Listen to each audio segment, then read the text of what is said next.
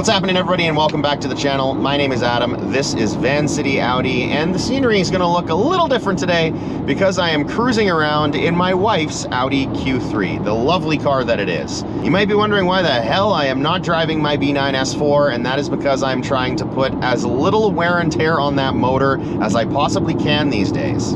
Because I'm pretty sure I've damaged the engine.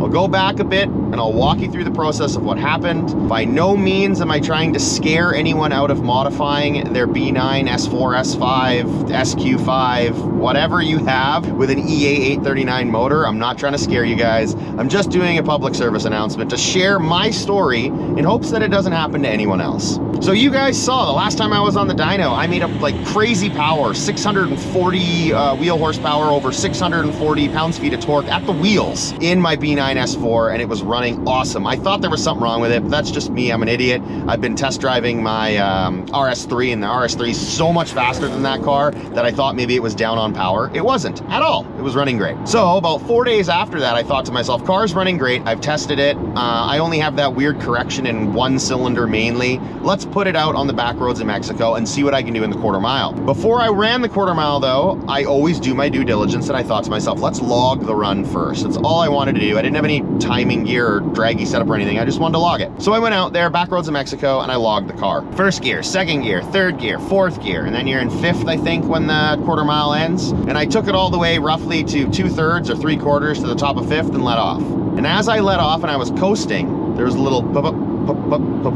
little sputtering, little stuttering here and there. And I thought, oh shit, the car's never done that before, so what the hell's wrong with it? So the brakes were hot, so I cooled down a bit, drove a little, but still a bit more, so I'm like, I gotta stop the car. So I pulled over, stopped the car, and thought like, what the hell could this be? So anytime I log, I always bring my VCDS cable with me, so I plugged that in and scanned it, and there wasn't anything out of the ordinary. Nothing was showing that there was something wrong with my car. Now, for those of you that are really familiar with the channel and you've been with me for some time, when my RS3 motor blew up, everything was lit up on the dash. Everything was telling me something wrong with the car, and nothing. The dash was totally fine, no lights, and VCDS said it was fine. So the next thing I thought of, okay, could it be misfiring? So I plugged in VCDS, like I just mentioned, and I tested the misfires. And I started the car. The misfire count, 1, 2, 3, 4, 5, 6, 7, like immediately happening. So stop the car right away. I know it's misfiring like crazy on cylinder 1 and cylinder 1 only. Now, I've never had an issue with cylinder 1, ever in this car, my B9 S4. I'm used to making these videos while I'm in that car. And I was wondering why the hell that would have been an issue, because I've never seen an issue with that cylinder. So called up a tow truck driver, said, hey, I need a ride to Rider Performance, headed out to Rider Performance, and brought it to Kyle, and Kyle said, all right, let's get that spark plug out of there and take a look. So we took out the spark plug, and what do we see? The entire freaking end of the spark plug is missing. It's completely broken off, sheared right off. The first thing you think of when something like that happens is fuel related. Like there wasn't enough fuel, or the spray pattern was wrong, or something was wrong with that direct injector. So we're like, oh my God, my engine, that piece from that spark plug has to go somewhere. So where did it end up? Did we get incredibly lucky and it just fired out the exhaust and didn't clip anything along the way? Did it get stuck and damage the piston rings? Did it get stuck and damage the cylinder walls? So we're dreading this, but we gotta know what we gotta know. So we took the camera and we put it down the cylinder hole. And surprisingly, the cylinder wall looked a little oily, but it didn't look damaged at all. We're like, whew, okay, that's not bad. We looked at the top of the piston.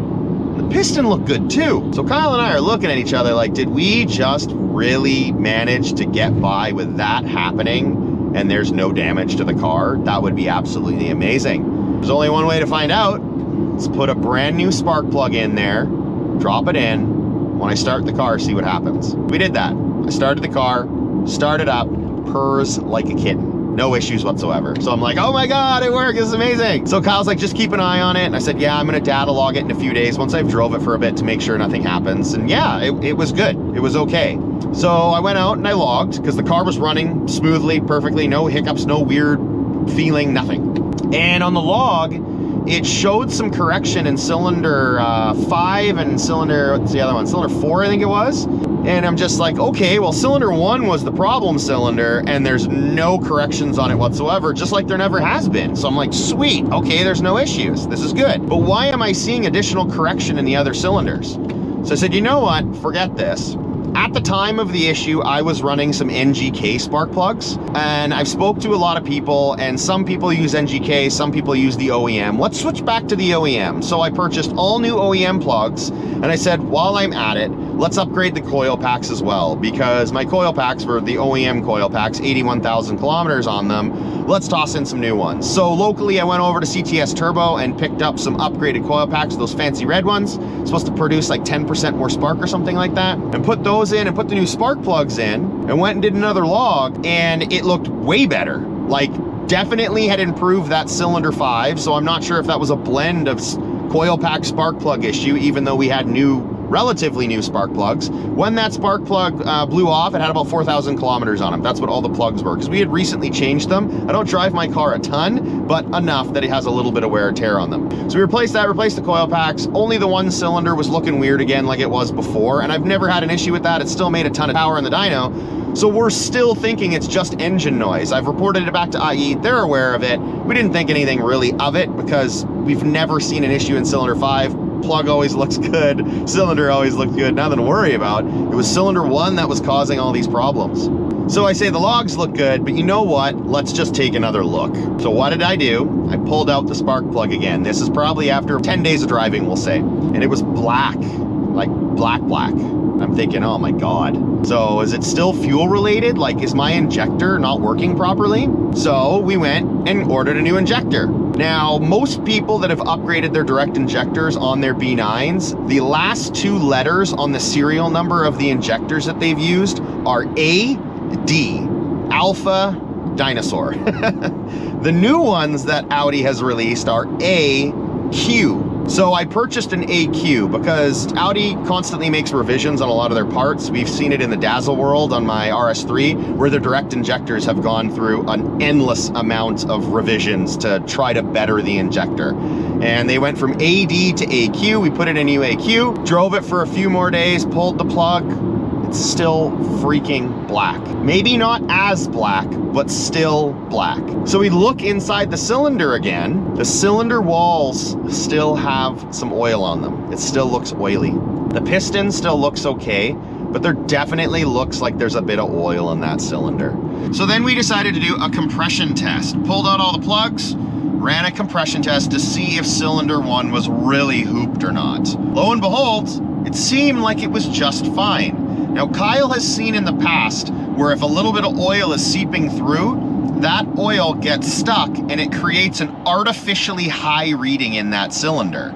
So when we tested it, it didn't appear overly low. Yes, it was tied for the least amount of compression in one of the cylinders, but nothing like crazy low. It wasn't that it was under 200 or anything like that. So the next step would be to do a leak down test, but Kyle was insanely busy that day. I was very lucky that he managed to squeeze me in. So he's like, if the compression's there, try going and doing another log and seeing how the car looks on the log. I went and did the log hesitantly. The first log I went and did out, I did it about 2/3 throttle and was like kind of keeping an eye on the log to make sure it wasn't pulling a bunch of timing and like the car was gonna blow up on me. And it looked good. So after that, I did 2 wide open throttle logs in 4th gear, and it looked pretty damn good. Cylinder 1 was clean, cylinder 2 was clean, cylinder 3 was clean, cylinder 4 was clean. It was just cylinder 5 with that weird little funky thing happening, and cylinder 6 was clean. So I'm just like, damn, like the car seems like it's pulling super hard and it's working really well, but I'm so scared if I push it harder in an actual full quarter-mile event that something seriously bad could happen.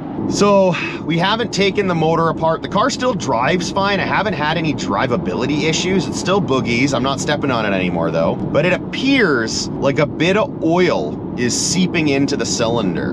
Now my best guess, I am not a technician. I'm not a mechanic. I'm just a silly YouTuber that likes to share my data with you guys and hoping that everyone can enjoy their cars more and get more out of their vehicles, is I think that maybe that piece of the spark plug that broke off may have damaged the piston ring. Because of that, just a tiny bit of oil's coming through. Not enough to lower the octane of the cylinder because we're not seeing any timing correction in that cylinder. It's still running. It seems like it's running perfectly, but the spark plug is going black. So the plug itself, it's not like it's really coated in oil or anything either. So I feel like it's the smallest leak in there, but enough that I'm not gonna be racing my car anymore, guys. It breaks my heart because I really, really wanted to be the first customer in the world to have run a 9-second quarter mile in my B9, because I know a bunch of you out there are gonna be able to do it this year. With the combination of my IE software, my IE hardware, and my TTE 810 hybrid turbo, I mean, that's an easy 9. Like I was hoping I would put a 9.8, 9.7 on the board the first trip out, like I really was. But I can't do it. It's my daily driver. It's not my race car. Like if it was my race car, like my RS3, maybe I'd push it harder and see what I could do. And if it lets go, it lets go. We put in a new motor. But for right now, I am honestly not too sure what we're gonna do. Kyle and I might take it apart and we might look at it and see what we can do, but it definitely has to be a decent amount of time where I don't need my vehicle, like maybe a full Saturday and Sunday for us to do the tear down and open it up and put it back together. Like, it's a lot of work. Or do I just bite the bullet and find a used engine and put it in? Because I really don't want to push this motor and then it pops and I'm on the drag strip and I ruin everybody else's night because it maybe, God only knows how bad that would be if it blew up on the drag strip. It'd be great for YouTube, guys, but I've just made a lot of poor financial decisions with my Audi. I'm not a wealthy person. I can't afford to be that person that just send it no matter what, and if it blows up, it's great YouTube content. I'm not that guy. I really wish I was. I wish I was in that financial position to do that. Especially can't do that to my wife, where right now I'm using her Q3 because my car I shouldn't be driving. I gotta take it easy. So over the next little while, we'll dig into it more. We'll see what we can see, but the point of this video that I'm trying to make to you guys is just be careful out there. Make sure you are doing your maintenance on your cars. I know we have a ton of fear in the community already about the rocker failures, which to me, again, is blown out of proportion. Yes, there's a fair amount of people have seen it, but not enough where you need to be crazy fearful of it. In my opinion, the thing that needs to be looked at are the direct injectors. I personally, along with Rider Performance, know of 4 other B9s that have had direct injector failures. Some with stock injectors, other with the upgraded RS injectors. To date, we have not seen any of the direct injectors with the last 2 letters AQ, the newest revision of direct injectors. We haven't seen any failures, but keep in mind, those are a pretty new product. The ADs, we've seen 2, and the stock injectors, we've seen 2. 1 stage 1 car, 2 stage 3 cars. And I think 1 more that was completely stock. So just know that direct injectors, from our experience locally in Vancouver, Canada, we've seen multiple injector failures on multiple B9s. Again, I'm not trying to scare anybody. I just want to make you guys aware. Public service announcement. Be careful with your cars. Make sure you're doing constant maintenance. Make sure you were logging the crap out of your car. And as much as I say that, I was logging the crap out of my car and still nothing ended up showing that there was a fault in cylinder 1. It's just, it looks like injector failure. Crap, I forgot 1 part. Damn it.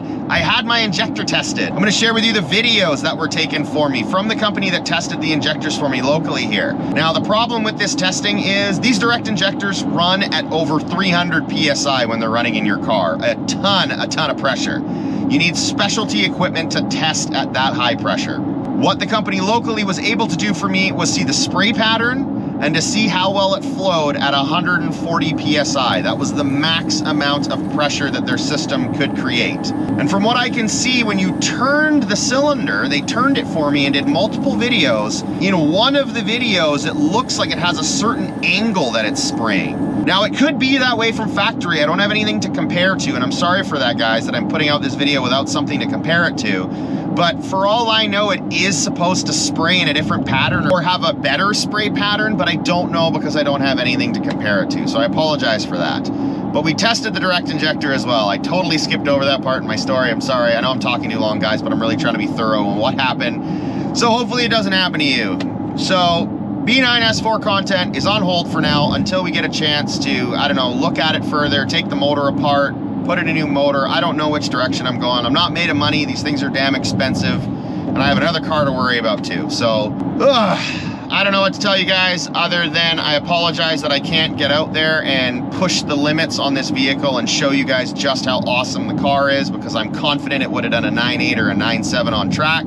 Maybe even faster, I don't know, who the hell knows? I might not be right, it could be even be faster. But to any of you out there that are pushing the limits of your car, be careful. I wish you all the best of luck in achieving those 9-second quarter-mile runs, regardless of software, regardless of turbo. I just want people to have fun in their vehicles and enjoy them as best they can. Thank you all so very much for watching, and until next time, take care.